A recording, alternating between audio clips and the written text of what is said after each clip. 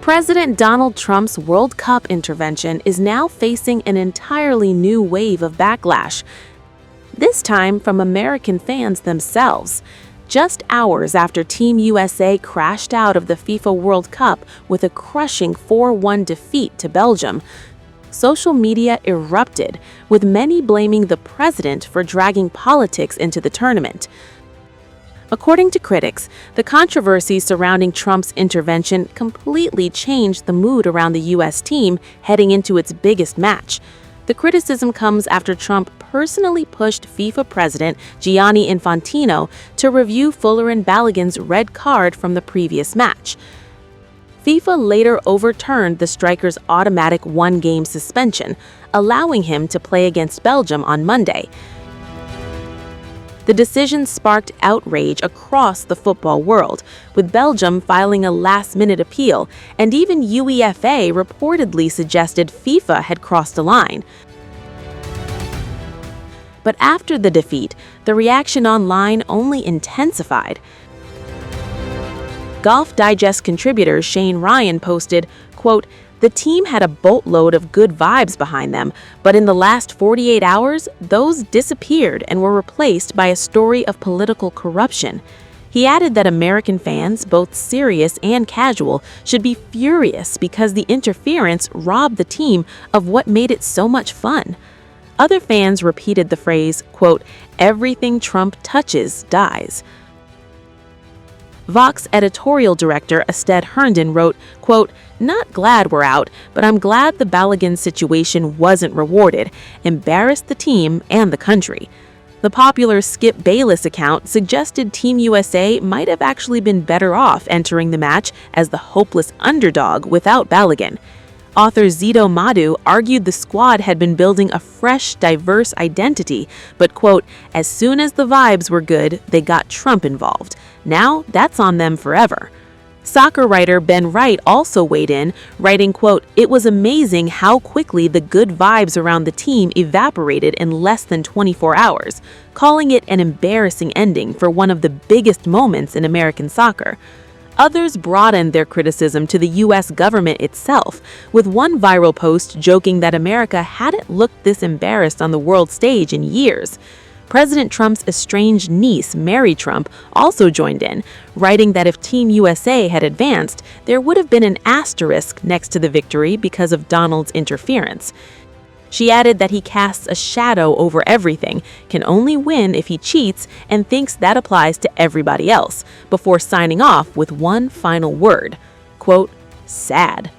MSNBC's Jonathan Lemire also weighed in, saying it almost looked as if Belgium had extra motivation to humiliate the United States. Meanwhile, progressive outlet Midas Touch claimed the latest defeat was another example of what fans have started calling the Trump curse, pointing to several major sporting events where teams Trump publicly backed or attended ended up losing. Ironically, Trump wasn't even in Seattle for the match. He was on his way to the NATO summit in Turkey, while the online mockery continued to snowball.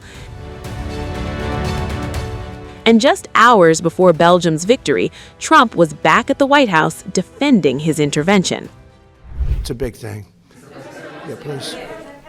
I wanted to ask you, can you describe your phone call with Gianni Infantino about the red card? And Belgium is appealing the decision. What's your reaction? You're asking me about the whole soccer thing? Yeah.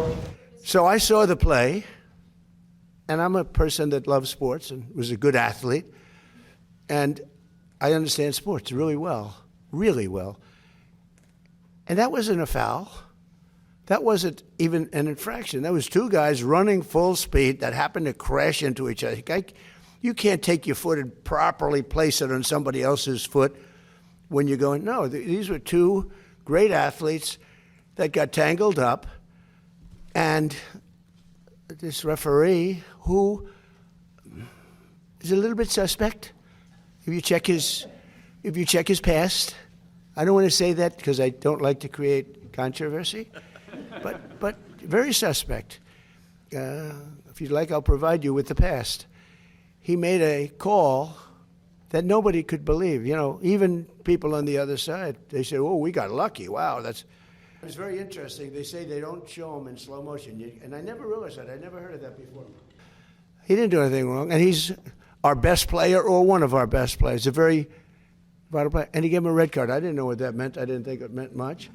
Then I started hearing that means he can't play in the next game, at least in the next game.